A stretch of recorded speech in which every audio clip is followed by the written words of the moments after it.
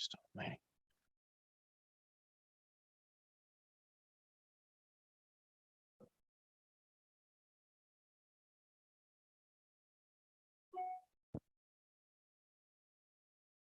Okay.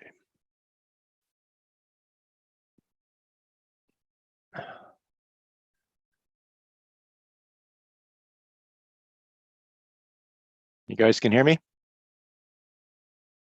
Okay.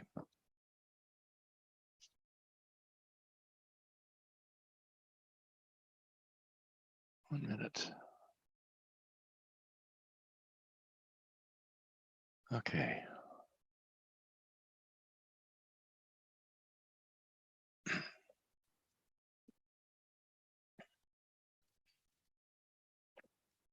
Is Mr. Wilder there?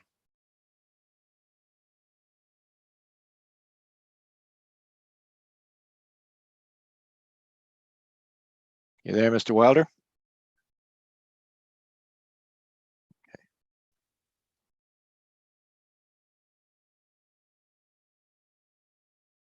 Okay.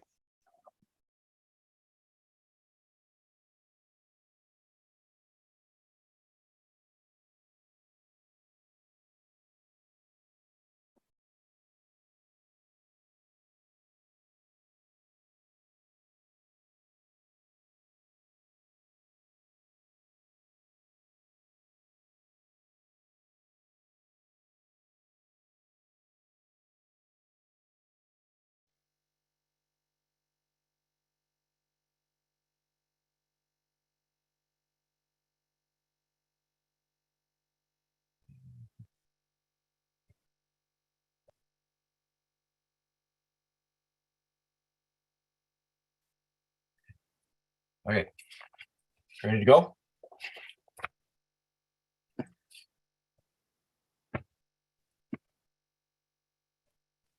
Good afternoon, and welcome to this online hearing of the Committee of Adjustment for the City of Ottawa. The Committee of Adjustment is a quasi-judicial tribunal appointed by City Council to make decisions on certain types of applications under the Planning Act. My name's John Blatherwick, and I'll be chairing this hearing today. With me are my fellow panel members, Michael Wildman, Stanley Wilder, and Heather McLean. Please take note that this video conference is being live streamed on YouTube. The video will be archived along with today's agenda on the city's website. Before we begin, we have a few items to outline for your information. While the issues surrounding development in the city are broad, our mandate is quite limited. The committee cannot consider aspects of the proposal that are not related to the required variances: noise, pollution, property maintenance, property values, prosecution for illegal construction, personal comments regarding neighbors, agents, or applicants, or additional variances without proper public notice. If there is an identified need for an additional variance or variances, including an increase in the extent of the relief required, the recirculation of the application is required. As part of the statutory public notification requirements, each applicant was required to post a sign on the property to file a statutory declaration confirming the sign posting. And looking at the speakers list today, I am going to have to go through the sworn oath for sign posting for all agents and or applicants before we can hear their application. Regarding quorum, if this is lost during the hearing due to technical difficulties, the proceedings will be paused to allow time for the resolution of the issue. Failing the ability to reinstate quorum, hearing of the items remaining will resume at the outset of the next regularly scheduled meeting in the committee. In terms of the hearing process, listed on the agenda and appearing on the screen are the applications we will hear today. For the sake of efficiency, the committee may deal with agenda items in a different order. Note that the committee members have reviewed the application materials prior to this hearing and any written submissions received in support or in opposition. In addition, the committee will hear today oral submissions from any interested parties as part of our proceedings. The committee may ask for a brief presentation by the applicant, followed by questions from the members where clarification may be needed. The public submissions portion of the hearing will then begin, and any interested parties will be invited to make their submissions to the committee. Panel members may then ask follow-up questions where additional clarification may be required. When you are called upon to provide your comments, we will ask you to do the following. Start with stating your name and municipal address for the record. We may ask you to spell your name. Then begin your submission by addressing your comments to the panel members. You may ask questions, but please direct them only to the chair. Please limit your comments to a maximum of 5 minutes. Any exceptions will be at the committee's discretion. Once all interested parties have had an opportunity to address the panel, the public submissions portion of the hearing will then be closed. The committee will then make an oral decision to either grant or deny the application. The committee may also choose to reserve its decision.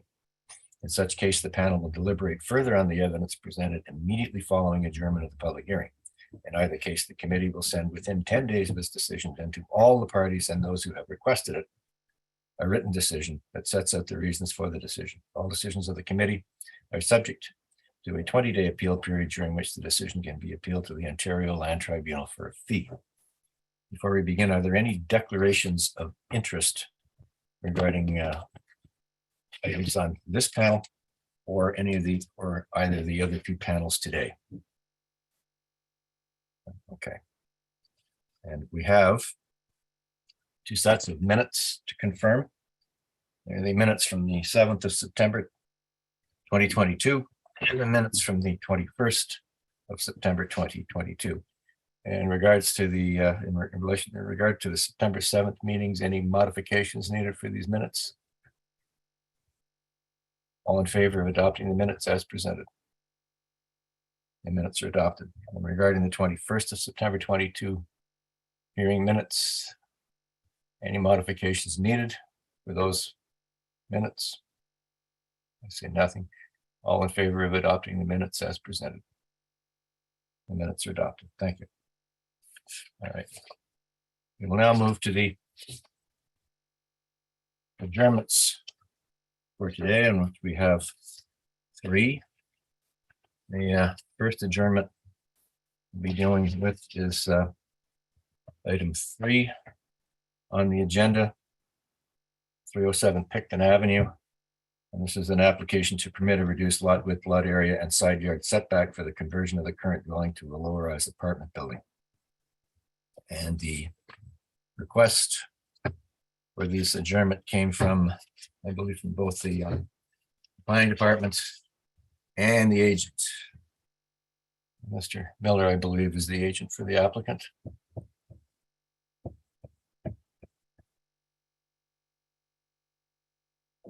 Mr. Miller. Good afternoon, Mr. Chair.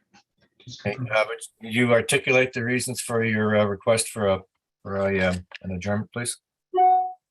After speaking with city staff, we have determined that additional variances are required in order to proceed with our applications. Okay.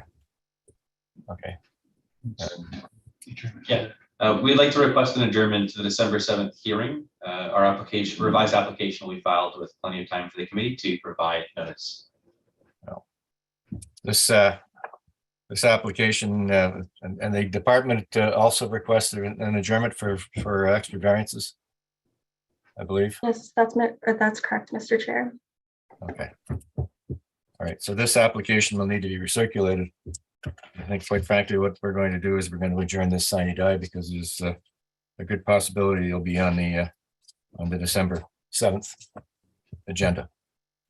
So, all in favor of? Chair, we were hoping you could adjourn it to December 7th, so we'd have that date fixed. Mr. Chow, we're going to adjourn this sine die to ensure that we have all the materials and not cause staff any problems. You'll, like you said, okay. All in favor of adjourning this application, sine die. All right. Very much. Item number 4, item number 4 is also an adjournment request. This is an application for 91 Anderson Street. It's to permit a reduced lot area and front yard and rear yard setback for the construction of a secondary dwelling unit on the second floor of the existing townhouse. And this is a request for adjournment from the planning department. Mr. Hamilton.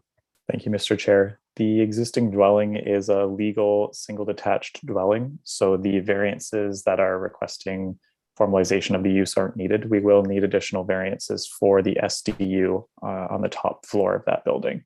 I have worked with the applicant and we're looking at submitting revised applications by Friday. Okay. This is just, I understood that there was going to be also variances for lot width and area. No, I don't believe so. So the original application deemed the building to be a townhouse. It is a legal semi-detached dwelling. So as long as it stays a legal semi-detached or single detached dwelling, they won't need variances for lot width and area.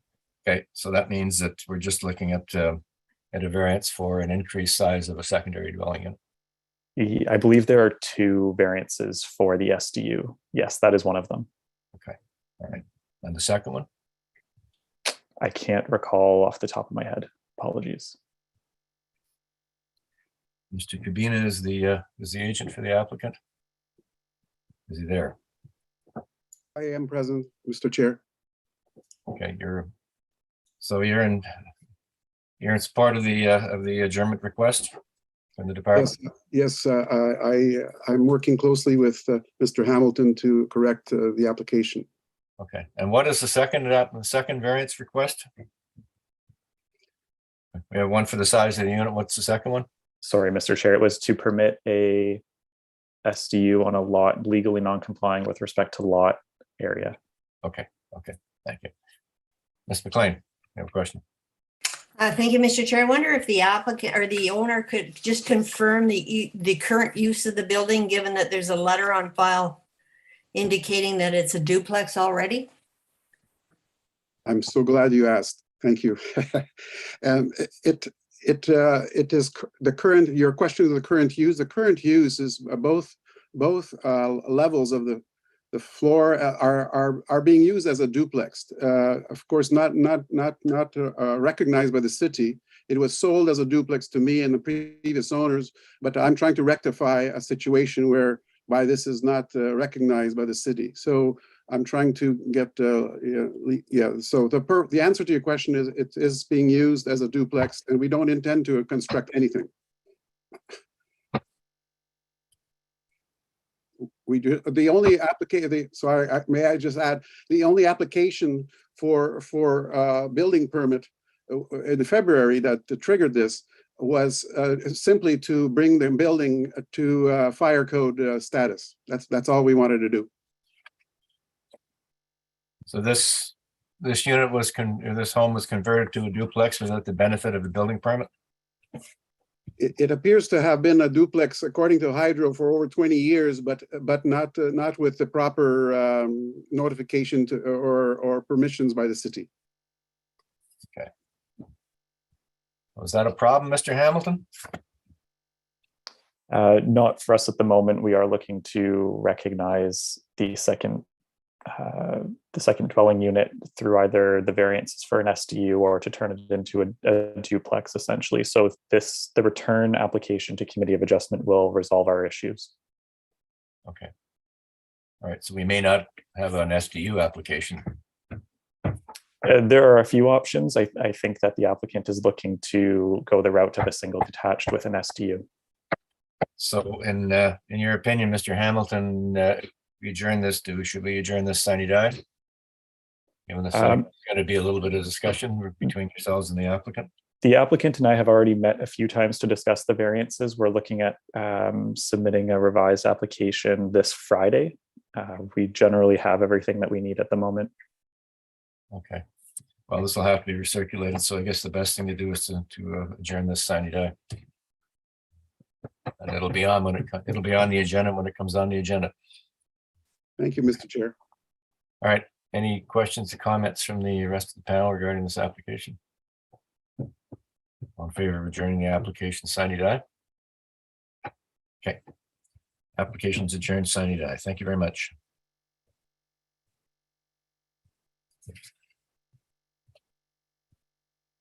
And the third and final request for adjournment is for 260 Armstrong Street.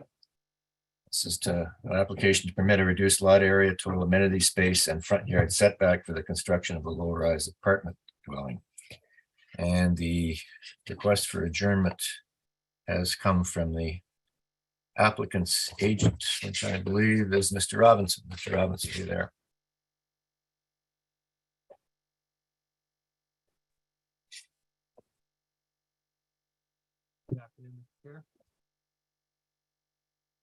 So to the adjournment request, please, Mr. Robinson. Yes, thank you. I would like to adjourn. We'd like to have we have a meeting scheduled with the committee planner and the final planner on the associated site plan application for next Wednesday.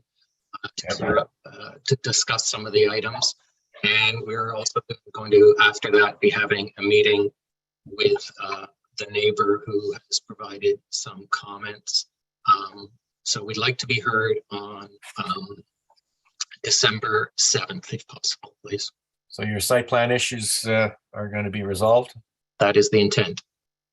Okay, and you're meeting with you said you're going to be meeting with the neighbor Yes, regarding their concerns? Okay, yes. And I did let them know that we're requesting a deferral today. and your meeting with planning staff is next week? That is correct. Okay. Any questions or comments from the members of the panel regarding this application for adjournment? Request to request adjourn this application December 7th, 2022. All in favor of the adjournment until that date? Okay, Mr. Robinson, your application is adjourned. Thank you very much. Have a good day. Yep. Okay, you too. And that concludes the adjournment requests. We'll now move to the regular agenda.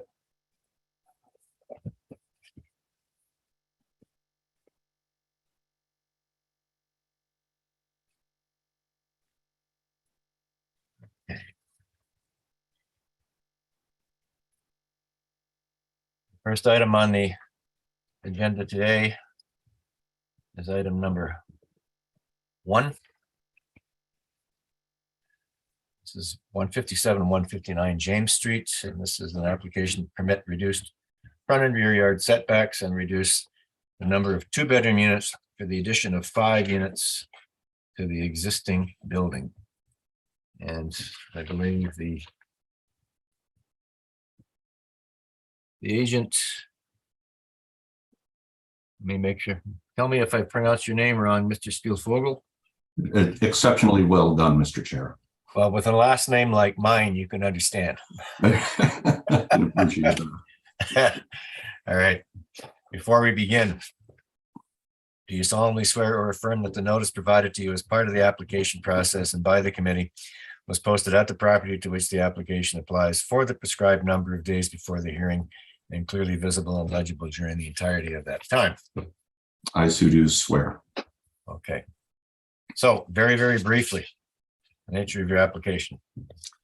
So we're taking an older building that's built in 1901, renovated last in 1929, has deteriorated significantly. So what we're doing is we're relaying out the building to make more efficient use of space to create an additional 5 units within the building, taking it to 12. As part of that process, we are doing architectural improvements on it as well in order to enhance the community. Okay. And that's really what's driving most of the variances. We have 2 that are, existing conditions that existed before the zoning bylaws. And then we have 1 that where we're taking the front setback, which we already have a pre-existing condition, but we're going to replicate a protrusion on the front of the building on the west side to mirror the east side so that it looks balanced and a better looking building. And then the final variance that we need is on the minimum number of 2-bedroom units that the zoning requires. Normally it's if it was a new build, we would require 25% of the units to be 2-bedroom units. Okay. However, the building itself, because it's structural brick, we don't have the flexibility to get that many 2-bedroom units in there. And we note that the planning department is in support of this. Yeah. Yes, yeah, absolutely. So Mr. Hamilton and I have consulted on this before. And you've addressed the 4 tests in your correspondence to the committee. Yes, I have. Okay. Any questions from the members of the panel regarding this application? All in favor of granting the application as provided? Your application is granted. Good luck with your project. Great. Thank you so much, Mr. Chair and panel. Have a great afternoon. Thank you.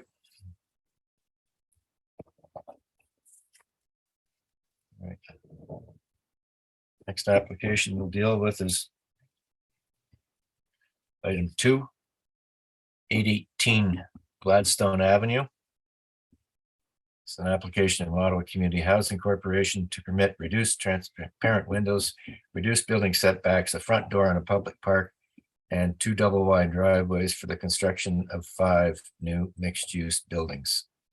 And before we continue, a note that the subject has changed slightly to, I'll read it out. The owner wants to construct 5 new buildings, not mixed-use buildings, consisting of 2 9-story mixed-use, not multi-unit buildings, referenced as buildings A and B on the north ...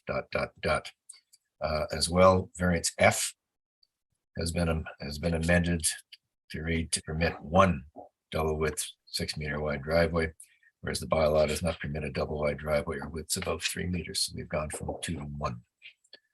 And I believe the agent for the applicant is Mr. Bede. Is he there? Hello, Mr. Chair. Yes.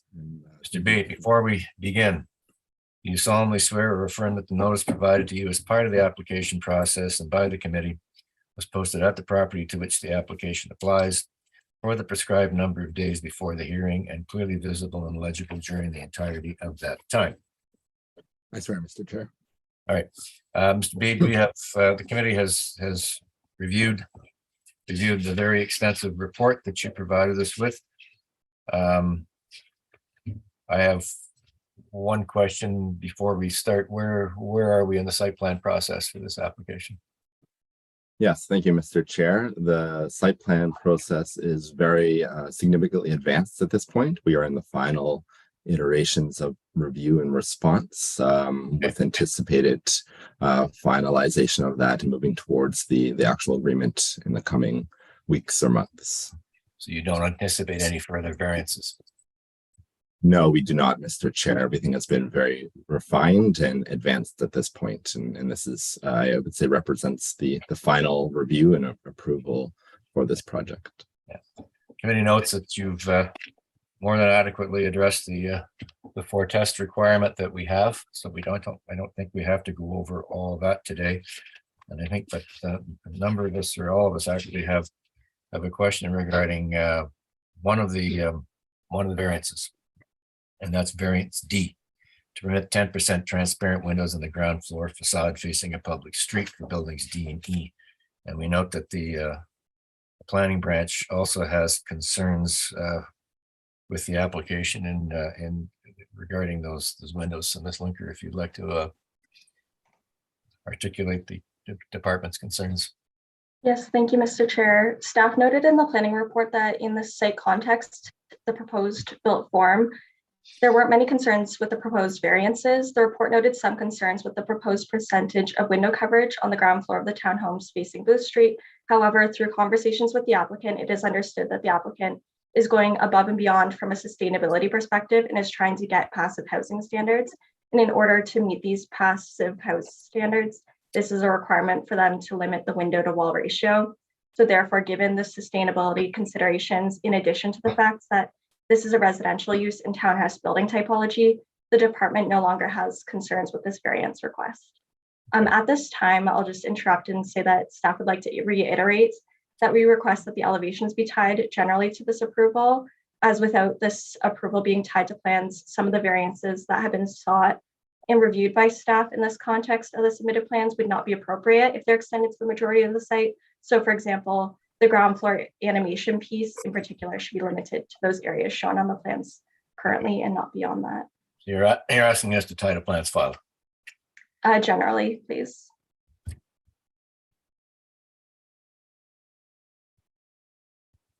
Okay. So Ms. McLean, does that cover your concerns regarding the amount of glass on one building face? I just wonder if Mr. Bede could just address that particular variance in a little bit more detail. Okay, Mr. Bede, please. Yes, thank you, Mr. Chair, and Ms. McLean, I'd be happy to.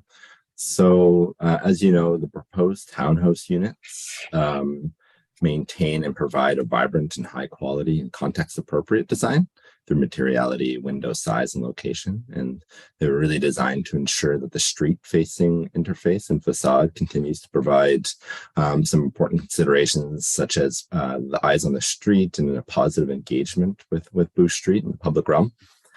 And we don't believe that the requested relief in the total clear window glazing area will have any adverse impacts on the streetscape, the community, or Booth Street. I think it's important to note that while the 50% glazing requirement makes sense when we're considering a mixed use building typology with active retail or commercial at grade, it generally isn't applied in such a significant extent to a low rise residential typology. We, as was mentioned by Ms. Linker, the OCH and the project architect are aiming to achieve passive house standards. So there is that consideration in terms of windows being a significant energy and heat loss area. But there's also considerations in terms of the internal suite layout for furniture placement and things of that nature. Generally, what we will see from a residential typology is a requirement, if any, of 20 to 25% of the glazing to be clear for the entire frontage, not just the ground floor. And this building proposal achieves approximately 20% window to wall ratio for the entirety of the front facing facade. So it's much closer in achieving those objectives in terms of a vibrant interface with the street. The design is very much in keeping in characteristic with Booth Street as it is today, and as it's anticipated to change and grow. We think it's an appropriate area of relief. Ms. McLean? Yes, that's fine. Thank you. Okay. So that glazing requirement, I'm looking at it right here, is largely due to the fact that you're in a TM zone. Yeah, so it's interesting. The zones, thank you, Mr. Chair. The zones applied to the site are traditional Main Street, residential 4th and residential 5th density. Yeah. But the exception on the site applies as a blanket exception to the entirety of the site. So I believe that the 50% clear glazing was meant more appropriately to apply to the TM zone. Yeah. Okay. All right. Thank you, Mr. Bede. Any questions for the applicant regarding this? Questions or comments for the applicant regarding this application? And we've had the plan up. Mr. Wellman, please. Just a minor point, Mr. Chair. I think there was an adjustment to variance F, if I'm not mistaken. Yeah, I read that out at the beginning. Okay, I'm sorry, Mr. Chair. We've reduced the number of double wide driveways from 2 to 1. Okay. Okay. I actually remembered to read it. All right. So you've heard from the planning department asking us to tie our approval to generally the plans filed. Yeah, thank you, Mr. Chair. I think I agree to including the word generally. As you know, we are finalizing the site plan control agreement, and there might be maybe minor changes to the submitted plans, including the architectural plans. As mentioned previously, no anticipated changes are to be in any way major or impacting of the required minor variances or relief from the zoning bylaw. So I think in including that term generally tied to the plans should allow enough confidence that we can continue to finalize the site plan control and proceed through building permits. All right. We note that there's no comments from the Conservation Authority, standard comments from Hydro, and you're likely well aware that you're within the MTO control zone. You're going to need approval from them and their permitting process before you can proceed. Okay. Yes, sir. All right. With that, with the request from the planning department to tie generally to plans filed, all in favor of this application as presented to us. Your application's approved. Good luck with your project. Thank you, Mr. Chair and committee. Thank you.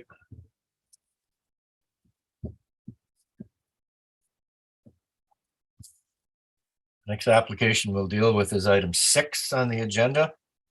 182 Murray Street. This is to permit stairs to project closer to the front lot line and for relief from the heritage overlay for the construction of a new 2-story triplex.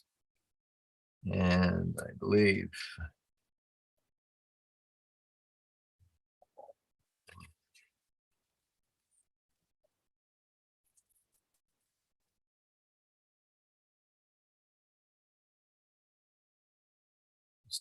Ms. Paolini is the agent for the applicant.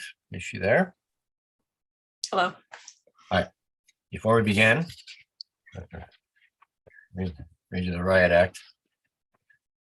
Do you solemnly swear or affirm that the notice provided to you as part of the application process and by the committee was posted at the property to which the application applies for the prescribed number of days before the hearing, and included visible and legible during the entirety of that time? Yes, I do swear. Okay. We note that staff have no concerns with the proposal for the 3-unit dwelling.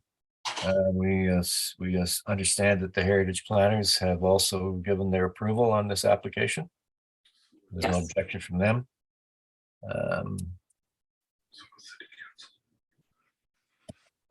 There's nothing from the Conservation Authority, Hydro Ottawa, standard comments, and there are no requested conditions. So just if you could just briefly explain what the variance is. Mhm. So we have an existing building on the lot, which we're proposing to completely demolish and construct a new 2-story triplex. The Okay. existing building is also a 2-story triplex. Okay. The existing building has sustained significant structural damage. As per our structural inspection, it was recommended to be demolished and rebuilt. Okay. Specifically, the variances are, one is pertaining to the fact that we're in the heritage overlay. Yeah. And that variance is regarding demolishing an existing building and matching the character, scale, massing, volume, floor area, and location. Yeah. The second variance is the location of the front entryway stairs and how close they are to the front lot line. Okay. All right. Okay. Not going to be a problem with is there a sidewalk on this part of the street? There is, yes. Not going to be a problem with a sidewalk plow coming along there and pushing snow?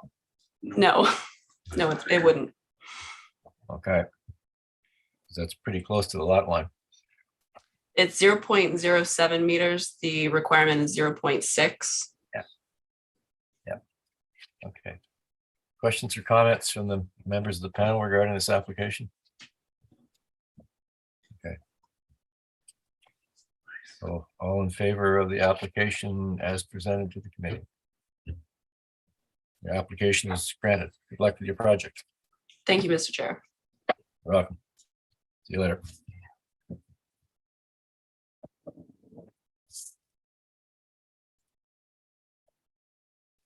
Next applications will deal with our items 7 and 11 on the agenda, 217 Strathcona Avenue. And this is an application to subdivide the property into 2 separate parcels for an existing semi-detached dwelling. And Mr. Stelteris is the agent for the applicant. Is he there?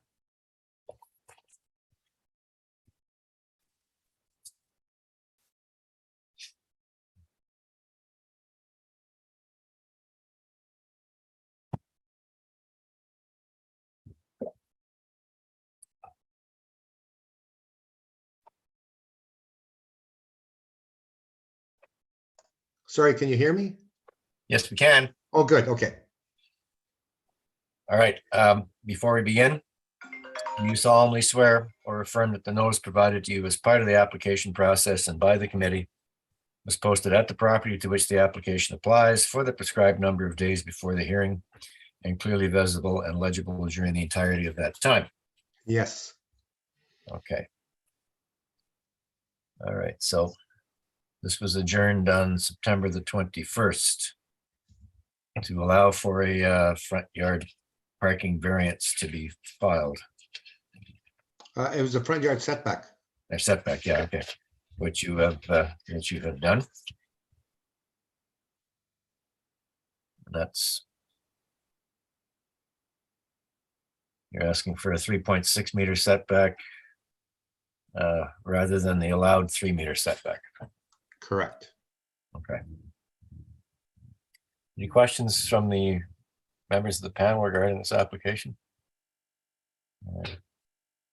All right, we note, Mr. Terrace, that that the planning department has no concerns with the application.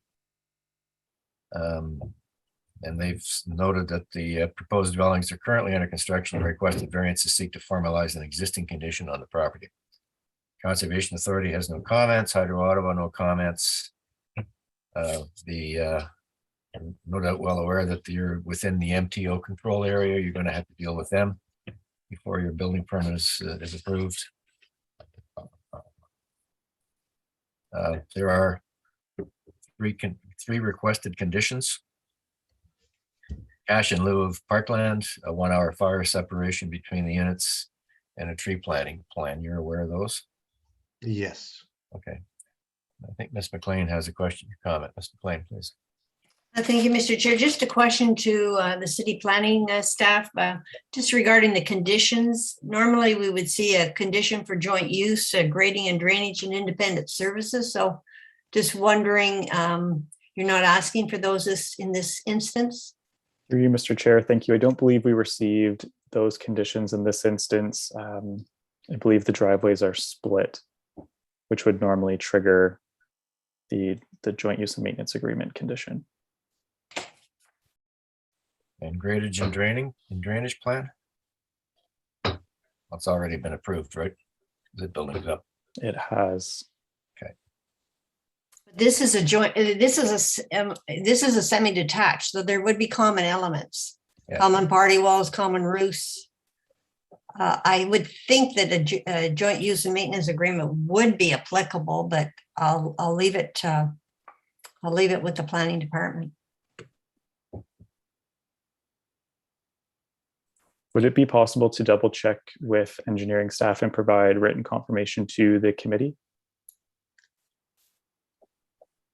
If I could speak, this is a semi-detached, but even the party walls are separate. Like each has their own side, each has their own roof, each have their own access to their backyard, each has their own driveway. There's nothing shared here.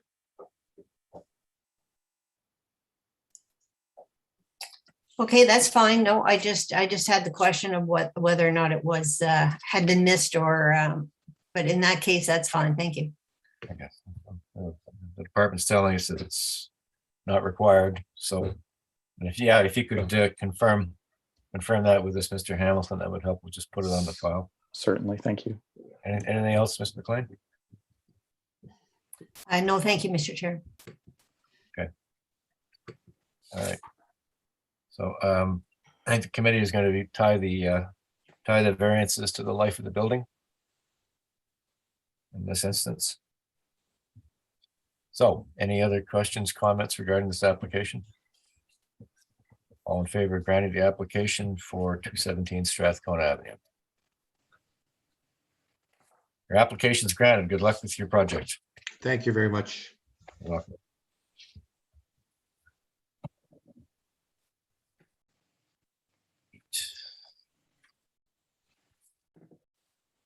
The next application on the agenda is item number 8, 189 Carlton Avenue. And this is an application to permit a detached dwelling with reduced lot width, lot area, and rear yard setback. We've had a revised site plan filed October the 13th, 2022. It shows a modified roof structure above the parking space in the southwest corner of the house. And the agent for the applicant is Mr. White. Is he there?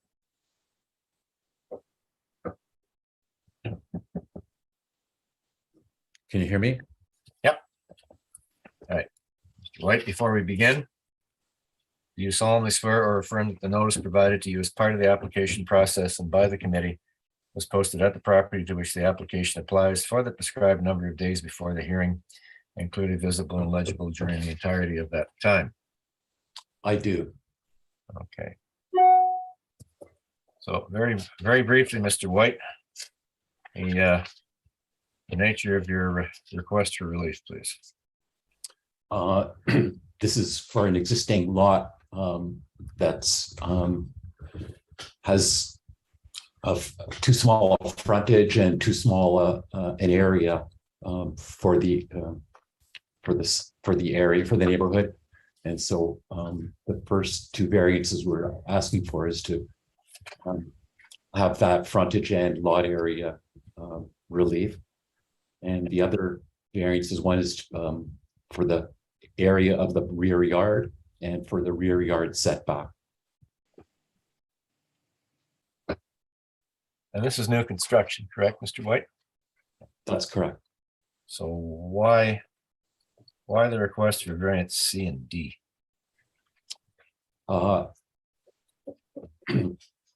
We looked at the narrow width of the lot makes it it made it difficult to obtain the three rooms on the upper floor in a simple configuration. The other aspect of it is the building is basically intended to be a net zero, net carbon building, and it has a passive solar component. And so the articulation of the building, where the two-story section is primarily located on the north 2/3 of the lot, it's such that the main southern facade of the building allows us to obtain a certain window to the wall ratio for the house. All right. We have a schematic that we can put up, site plan for this, because I know there's at least one neighbor who's not in agreement with the setback requirement.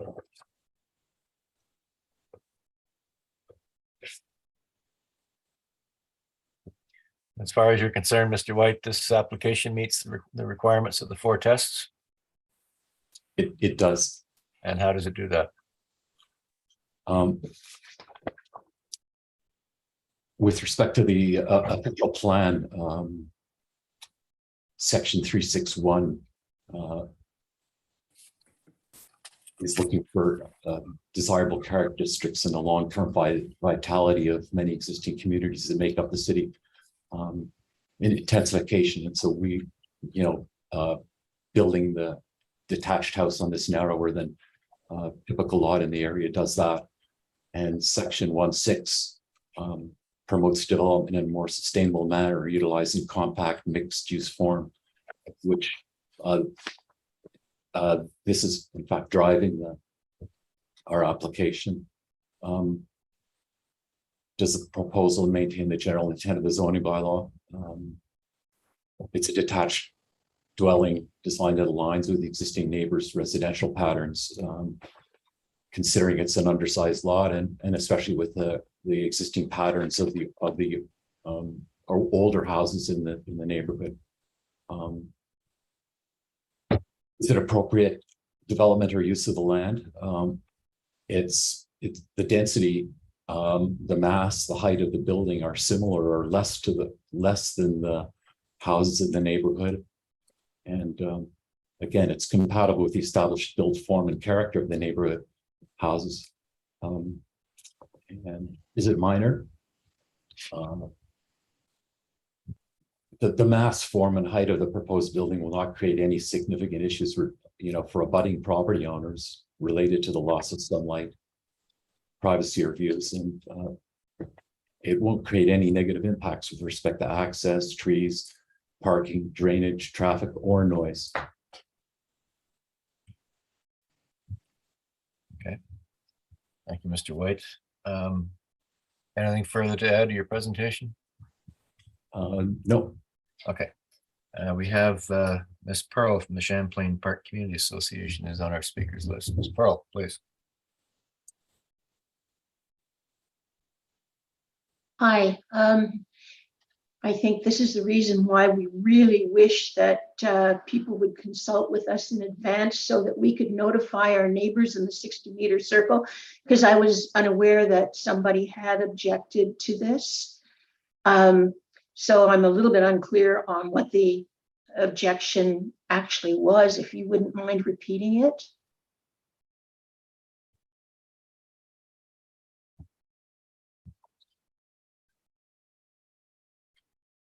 Mr. White, you're aware of the objection? I'm not, in fact. Oh, okay. I thought I understood that a neighbor had expressed concerns. So in that case, well, we can carry on, and if nobody did, that's great. We've already decided that we will be notifying the neighbors sort of post meeting here, because they trust us to let them know what's going on. They want to know what's happening in the community. So in this case, for this particular instance, we are not opposing the application. Obviously, we have no issue with the area and width, and I'm a little bit surprised that an existing lot actually needed area and width, like a legal existing lot needed that. But as long as it met all of the other parts of the bylaw. But in any case, the one thing that we were concerned about was the incursion into the rear yard, because this neighborhood is heavily intensified. We've lost an incredible amount of green space, trees, room for water infiltration. This has caused problems with flooding during storms, even in the high part of the neighborhood. And you can see from the appendix that I submitted that this has been significant change since 2007. You can see how the tiny green space areas have replaced what used to be a much more sort of climate change, sustainable type neighborhood.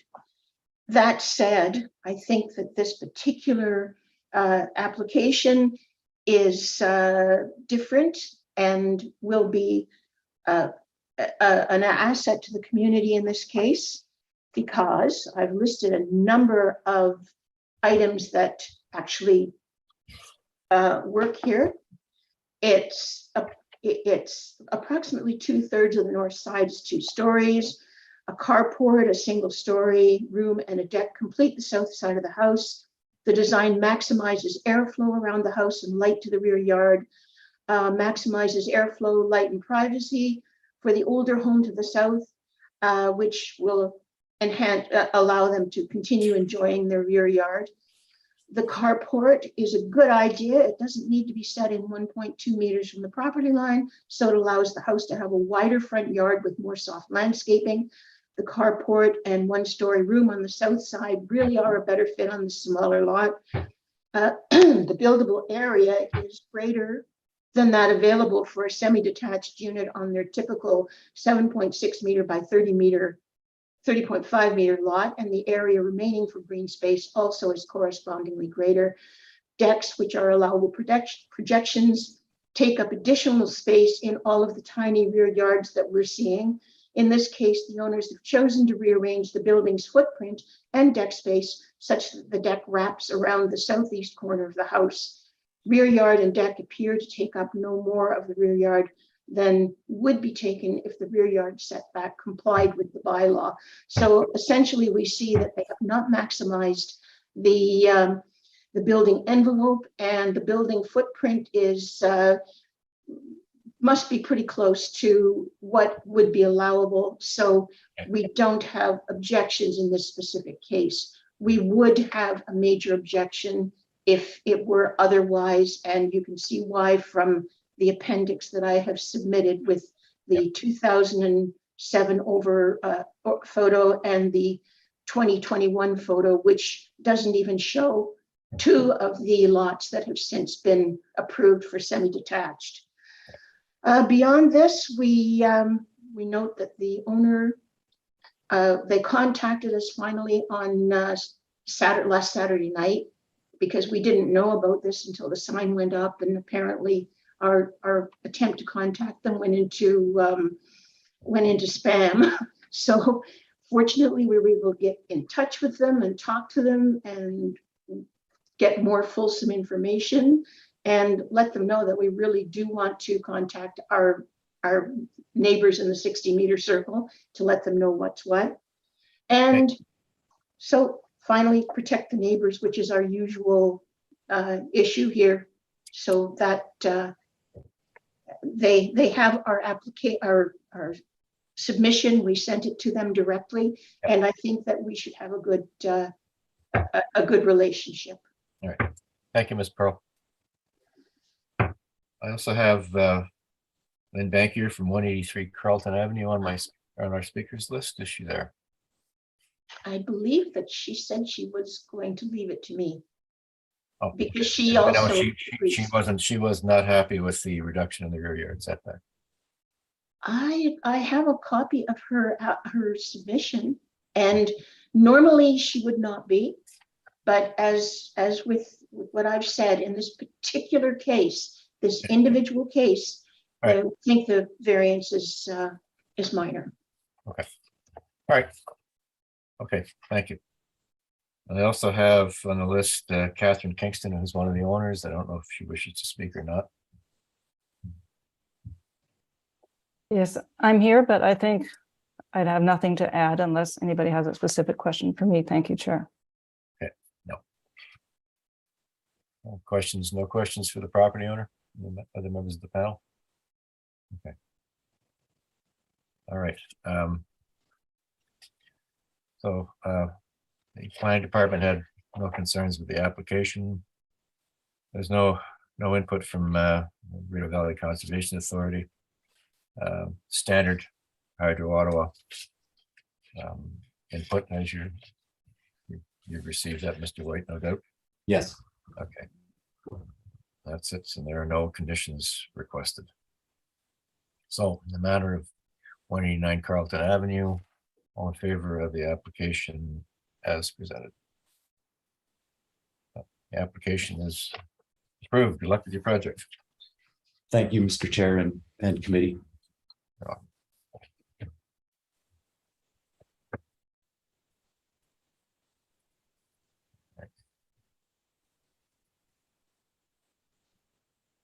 The next application we'll deal with today are items 9 and 10 on the agenda, 308 Atlantis Avenue. It's an application to subdivide the property into 2 parcels for the construction of a new detached dwelling on one of the parcels. The existing dwelling will remain. Parcels will have reduced side yard setbacks, reduced rear yard setbacks, and rear yard areas, as well as reduced lot width and front yard parking.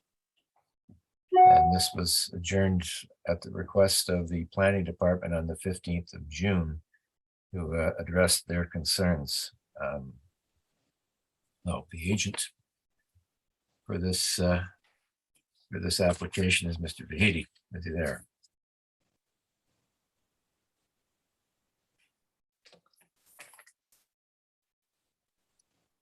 Hello, Mr. Chairman. Hi. Mr. Vahidi, before we begin, do you solemnly swear or affirm that the notice provided to you as part of the application process and by the committee was posted at the property to which the application applies for the prescribed number of days before the hearing and clearly visible and legible during the entirety of that time? Yes, I do. All right. Okay.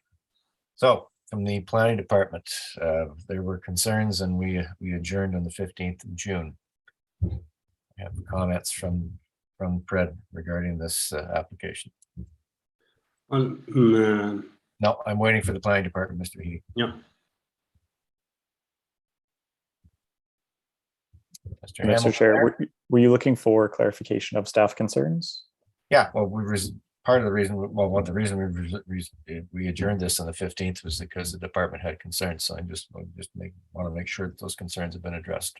Yes, thank you. So we originally had significant concerns with the reduced interior side yard and the relation to the tree. We do have additional information that was provided to alleviate most of those concerns. The existing plans as submitted, we do still have minor concerns about the reduced interior side yard of 0.6 meters. Although we do note that there are instances of reduced side yards and access is still provided to the rear yard through the alternate larger interior side yard. Okay. And we note that looking at the site plan for the proposed new dwelling, that at least part of a vehicle will be constantly parked on the city right away. What is the city's position regarding this? We would not be supportive of allowing parking within the city's right of way.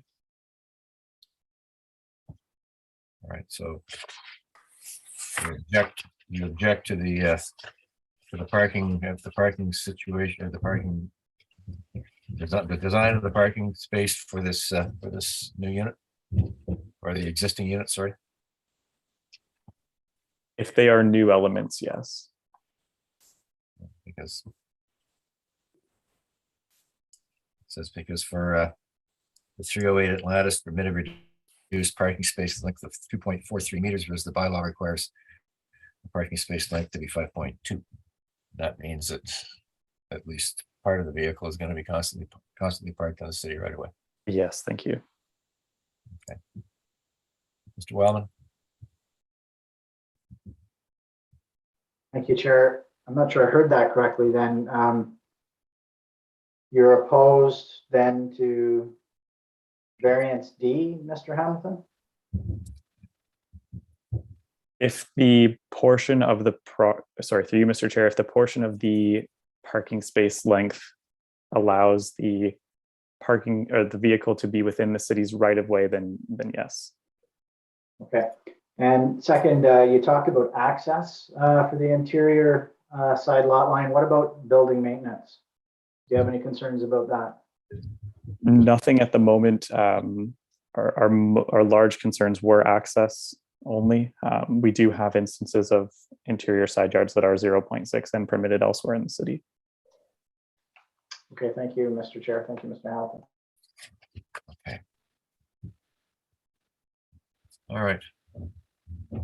So, Mr. Vahidi, if you could briefly explain your application to us, please. Yeah, Mr. Chairman, my client, they like to preserve the old house, and we did flip the old application, the previous application, to accommodate for the tree, to preserve the tree on the left side, as well as we increase the setback to accommodate the other tree in the front. So in this application, we did everything that it was required by the planning department. As well, the only thing is that there is a new kind of minor variances for the parking, which we requested because we did not want, even though in the zoning bylaw in that neighborhood, there is no need for parking. Right. But we wanted to do so because across the street, if you look at the PowerPoint that we have, the city already granted them. Slide number 6. Slide number 6, if you have.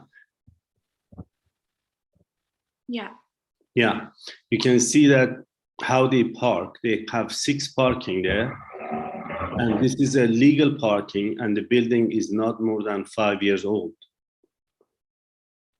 So what we wanted to do regarding the parking, that because of the situation we are in, we can move it forward towards the building, but it might be just a minor kind of variance it's not going to come to the road. It's going to be even further than what you see in the picture. It's going to be towards the property, but we did not want to kind of have, and it's going to be for electrical car. So it's a much smaller car they are going to park there. You've heard from the department that they oppose any part of a vehicle being permanently parked on the city right away. A 2.43 meter parking space is really not very large. Well, if this is going to cause this application be rejected, we withdraw for that matter. We will we won't pursue for the parking there. You're prepared to ask us to delete? Yeah. That's variance D. That's right.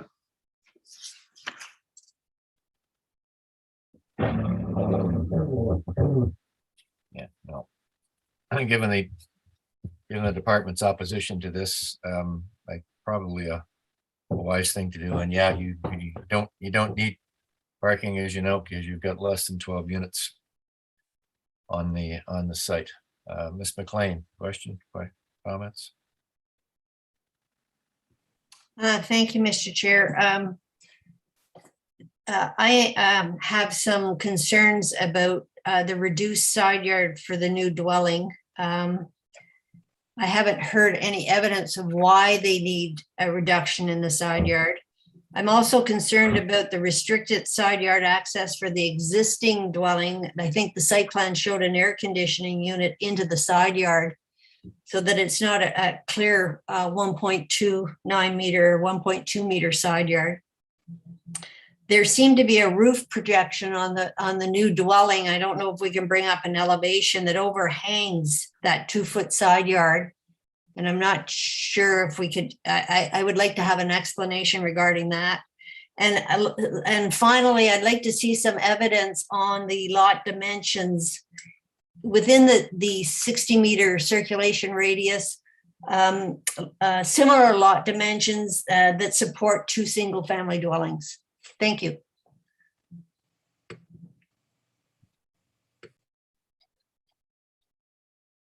Mr. Vahidi. Regarding the side back and access to the backyard, in total is going to be about close to 2 meters between the existing property and the new property. And we are going to relocate the AC to the backyard. There will be no concern regarding the access to the backyard or for emergency services. And regarding the similar property in the neighborhood, I did list a few of them that they were less in terms of the area on Atlantis Street in previous application that we submitted. So we are not asking for anything unusual.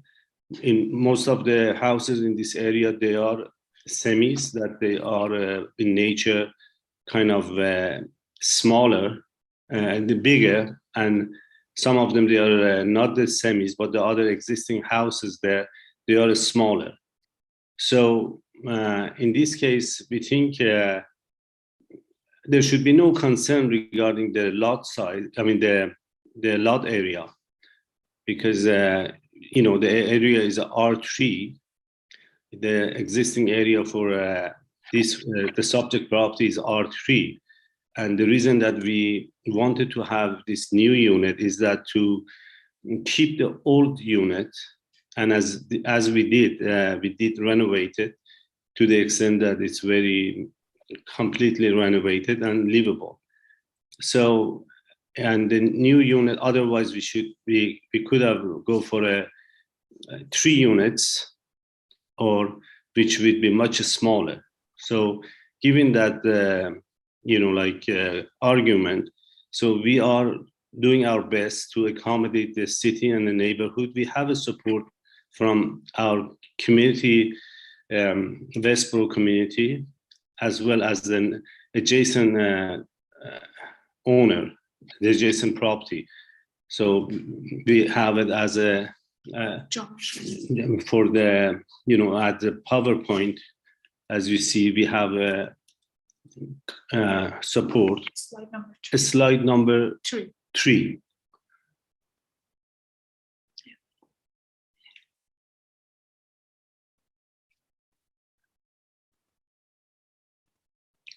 And one of the reasons that we have the lot area is smaller, because we are doing our best to accommodate the trunk of the tree or the root of the tree, so we can preserve the tree on both sides and make sure that the tree they are going to survive.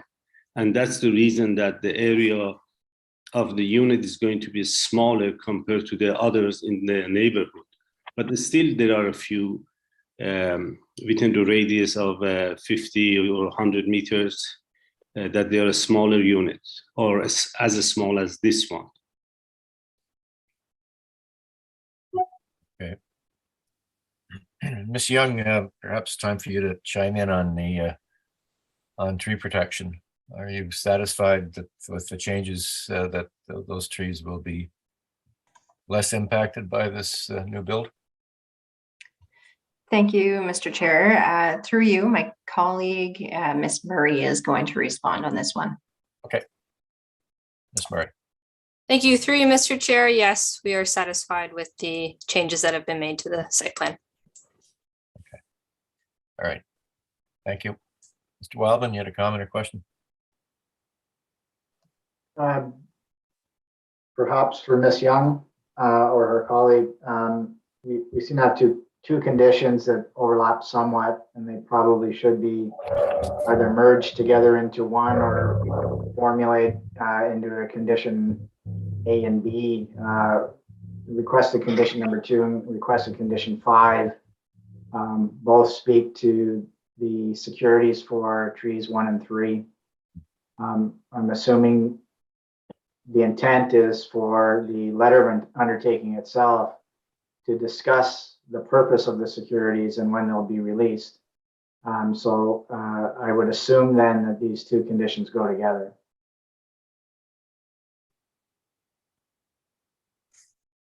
Through you, Mr. Chair, I believe there's a discrepancy in the conditions listed. The one that just speaks to the securities of tree number 1 and number 3 is the most up-to-date condition 5. Right, but you can't take securities without an undertaking on what those securities would be used for. Otherwise, you've simply got a security that doesn't really say what they're going to be done, what's going to be used for them, or it's not attached to an undertaking. So I guess the point I'm trying to make is I think it makes sense that these two be merged together, and I'm hoping staff agrees with that. Okay. Is that a yes? Yeah, yes, that makes sense. Okay, thank you. So, Mr. Chair, with committee's indulgence, I think we should probably roll these up together just for better clarity. 2 and 5. Yes, I agree. I agree, Mr. Wellman. Mr. Wilder, comments, questions? Yeah, thank you. I guess I'm just wondering, the side yard setback. I must admit that I'm not really, I am concerned about the 0.61 to 0.52. In the new build, the 0.61, what would happen, in fact, what area of the house and square footage, what are you losing, in fact, if you came closer to meeting the 1.2 meters? If you had, say, 1 meter or 0.8 meters, for example, what would be the impact on that new build?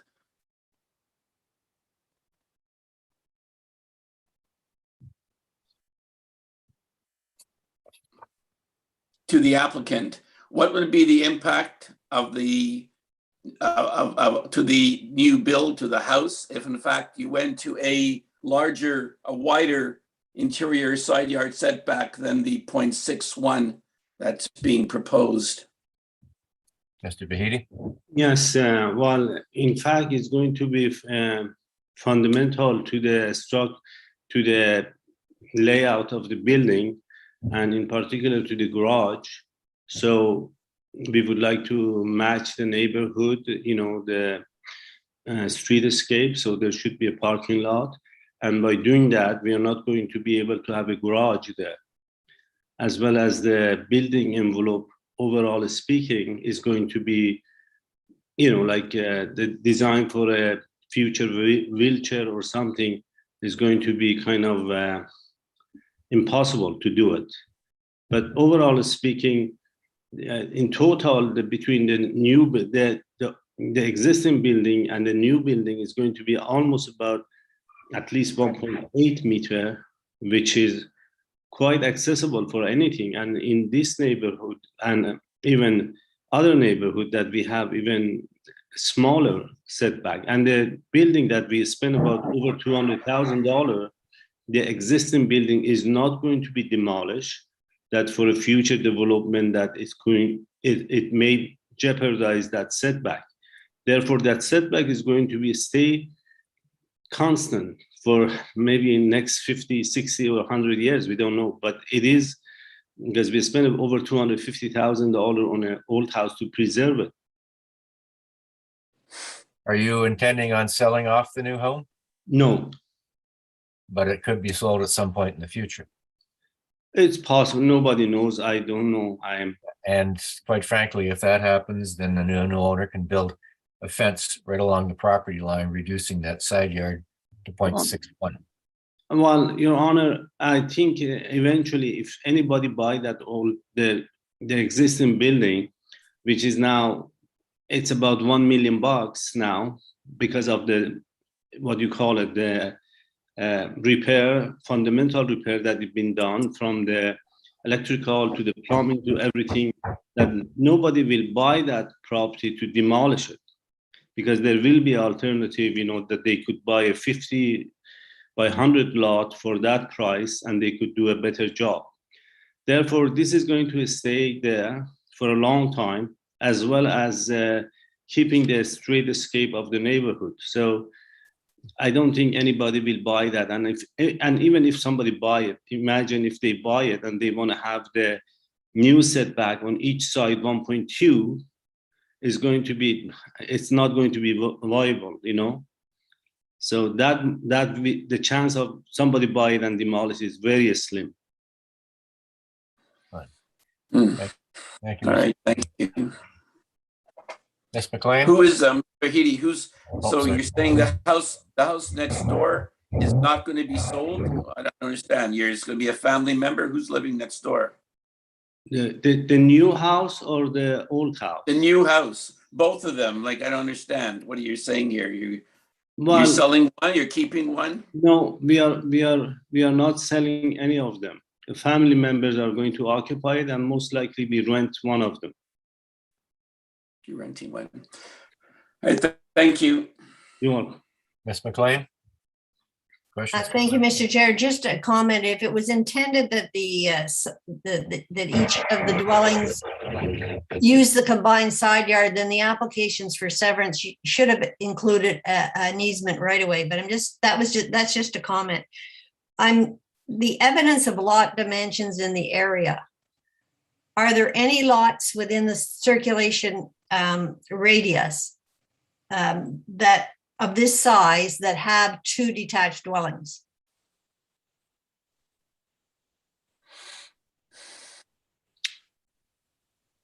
Well, I don't have it in the front of me, but we have on a previous, in original application, we put those houses that they have less kind of frontage.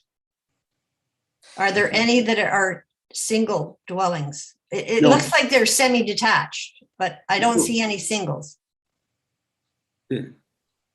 No, there is no single. I don't see any single, no. And then the other question on the roof projection that overhangs the smaller side yard. I don't understand what that's for. The roof projection, I'm sorry, just give me a second if you don't mind. The roof? I wonder if we could bring up the elevation. Yeah, if you don't mind, yeah.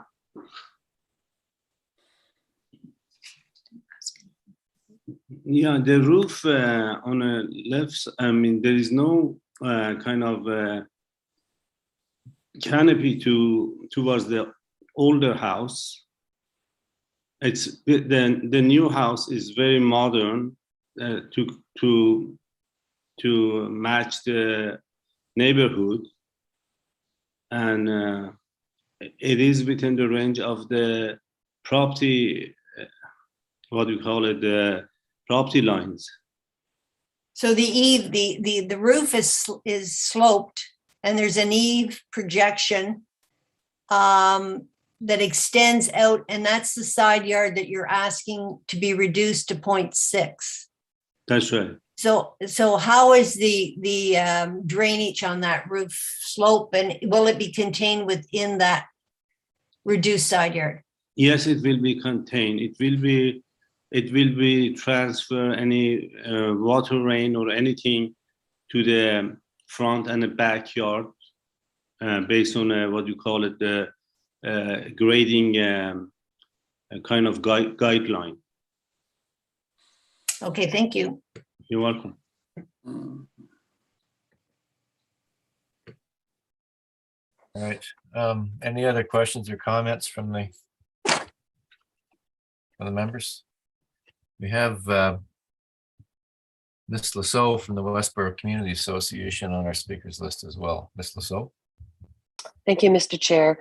I just wanted to state that we have met with the builder, the families, the neighbors twice, and we do support this development.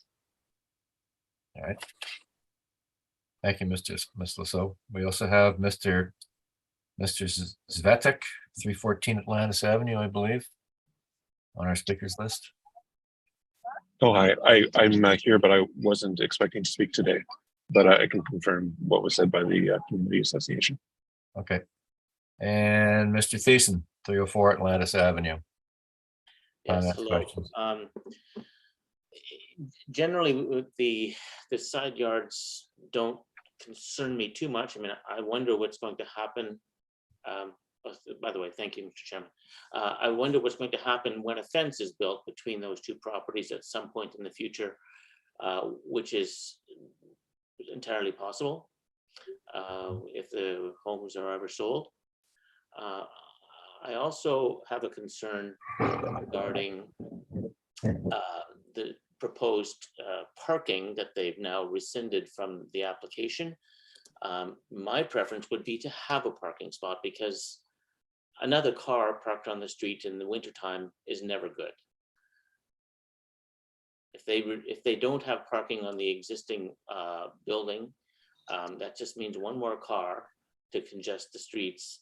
And as they pointed out, the house across the street from them has 5 to 6 cars parked in its front yard that will directly have to pull out into the street where that future car may have to park. So I do think that that is an issue, but if they've rescinded the application for a reduced parking area in front of the existing building, then there's not much I can do about that. Just note that picture that the applicant showed us was vehicles parked in legal driveways and vehicles parked illegally in the front yard. Yeah, it's ridiculous, that house. Well, 311. Yeah. Take pictures and file and put a complaint in. That's what we do in this town now. Okay, thank you, Mr. Thiessen. Anything further? No, that's all. And your concerns regarding the trees have been dealt with? Yes, it appears that they've moved the property, the new building further back on the lot, so it's a little further away from the big tree. So I don't think that's an issue. Those were some of your major concerns in the past, correct? Yes. Yeah. All right. Okay. Glad to see that's been rectified. All right. That's the end of the speakers list. Mr. Vahidi, I note that from the last time that you were before us, we have added several variances. Variance A, permit a reduced lot width of 7.33 meters, where the bylaw requires a minimum lot width of 15. The variance D, permit a reduced parking space length of 2.43 meters, which you have indicated you are going to withdraw. So we will delete that from our decision. Variance E, permit a reduced versus for part 2. The proposed two-story detached dwelling permit a reduced lot width of 7.91 meters, whereas the minimum lot width of 15 applies. And variance H, Admit a reduced rear yard setback of 24.2% of the lot depth, or 7.38 meters. Whereas bylaw requires a minimum rear yard setback of 28% of the lot depth, or 8.53 meters, and that's new. And finally, the last new variance was to permit a reduced rear yard area, 24.2% of the lot area, or 58.37 square meters. Whereas the required minimum is 25% or 60 square meters. And I'm assuming that those are correct in your, those are the new variances that you submitted since we adjourned this the last time. To the for test, if you wouldn't mind, just tell us why this application meets the requirements of the for test of the Planning Act.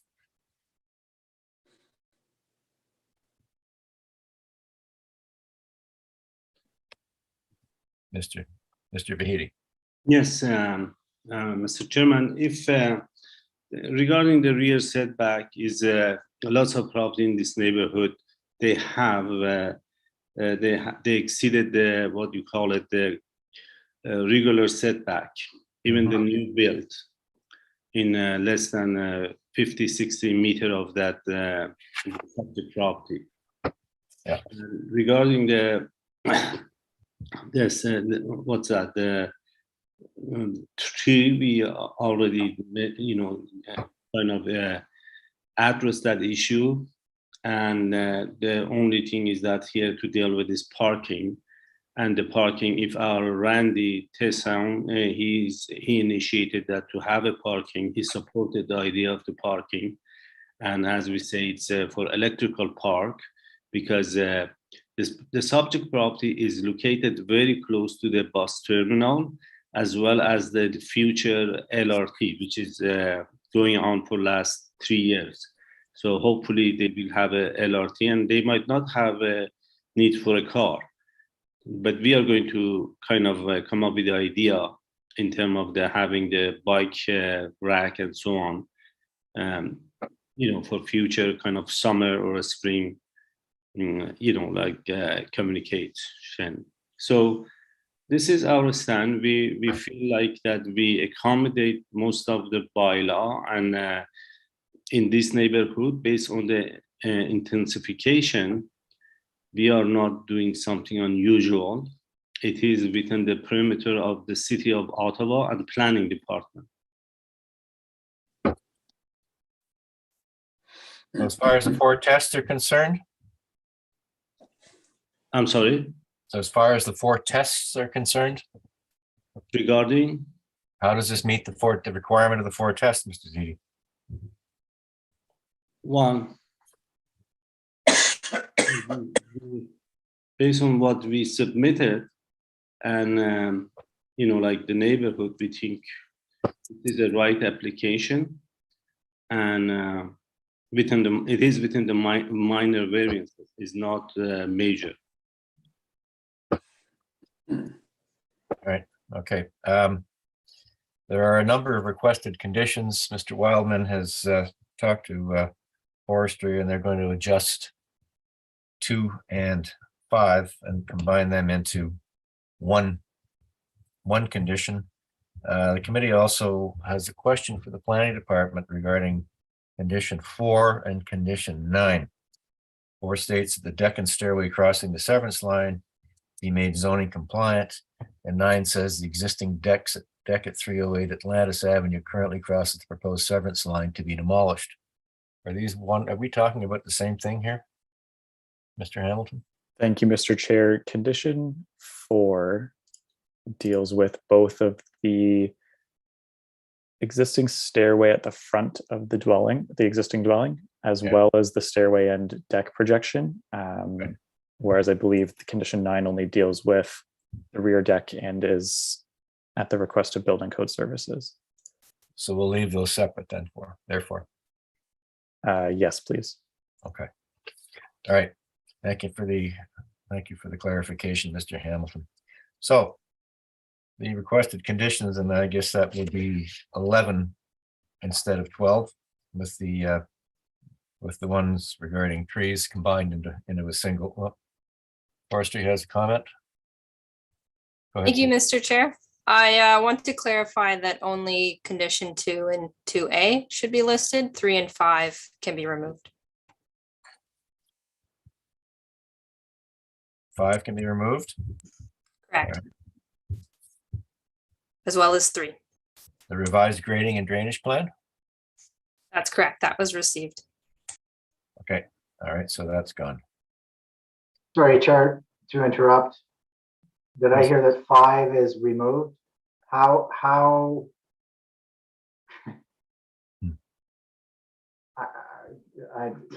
don't know how, you're going to be able to connect the dots between a letter of undertaking and the rationale for holding on to the securities. Are you not concerned with that?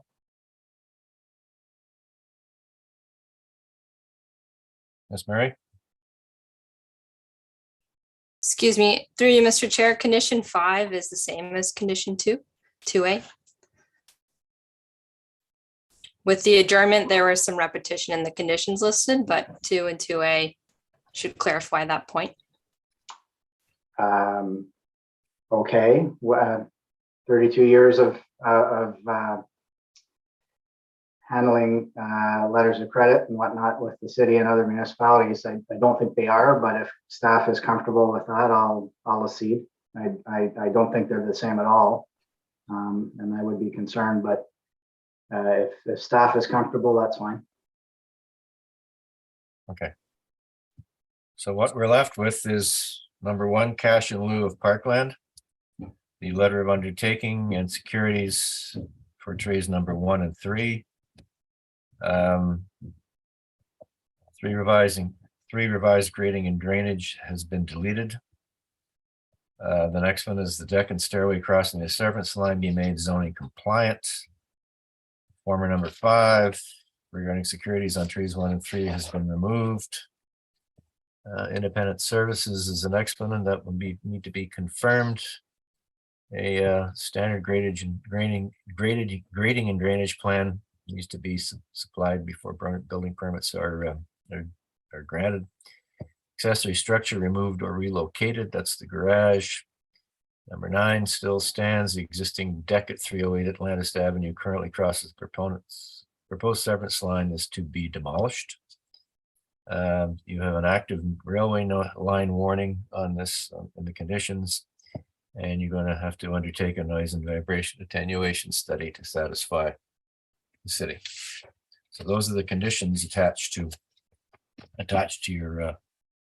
your applications. Sure. Okay.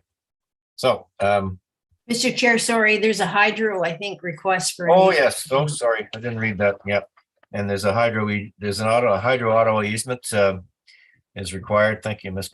McLean. A 1.2 meter easement shall be granted to Hydro Auto Limited to cover the existing overhead electrical distribution lines located along the rear property lines. So those are the conditions. So with that being said, I don't think we need to reserve on this application unless one of the members wishes to. And I think the easiest thing to do is to just go through these variances one by one. Regarding variance A, all in favor? Okay, yeah, me too. Variance B regarding the reduced lot width, all in favor? All right. Variance C. Reduced interior side yard northerly setback of 0.52 meters. This is the existing condition on the existing detached dwelling. All in favor of that? With that, and the applicant has indicated that the air conditioning unit is going to be moved to the rear of the house. Free up that. All in favor of that variance? Being tied to the life of the building, the existing building, I think. Yeah. Okay. Variance D, permit reduced parking space length of 2.43 meters. The applicant has withdrawn that variance, so that variance no longer applies to this application. And then to move to part 2, which is 310 Atlantis Avenue. Variance E, permitted reduced lot width of 7.91 meters. All in favor of that one? Okay with that. To permit a reduced lot area 241 square meters. I'm fine with that. In favor, okay. Variance G.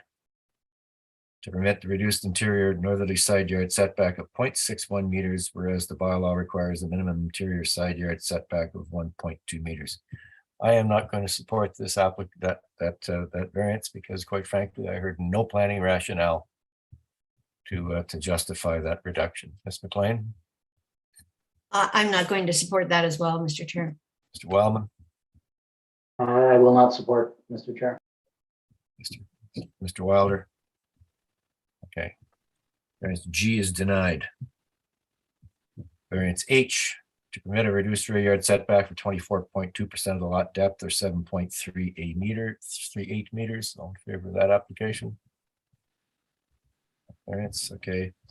And variance F, to permit a reduced rear yard setback for 24.2% of the lot area or 58.37 square meters.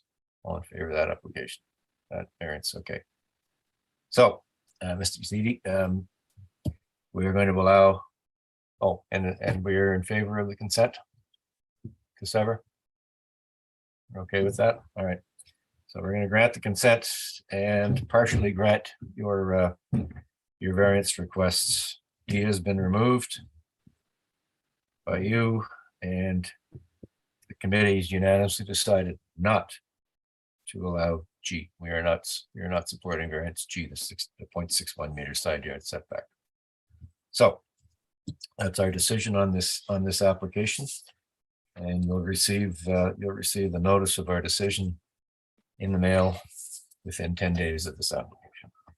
Your Honor, if in a case that we want to remove the application for a setback, what would be our position? Should we have? The committee has already decided not to permit it. Okay. So that's the ball's in your court. No, I'm just saying if we withdraw it. Well, it's already been turned down. So, I mean, it's up to you to how you wish to proceed. You have our decision. You'll have it in the mail, and then you can take it from there. I'd suggest perhaps talking to the planning department at some point next week. Anyway, that concludes the discussion on applications 9 and 10. Thank you. Thank you very much for your presentation. Thank you. And I believe that is also the end of our agenda for today, the 19th of October, 2022. And with that, ladies and gentlemen, I bid you farewell. And if all that noise that you heard is not squirrels, it's my roof being rebuilt. And I couldn't move anywhere else.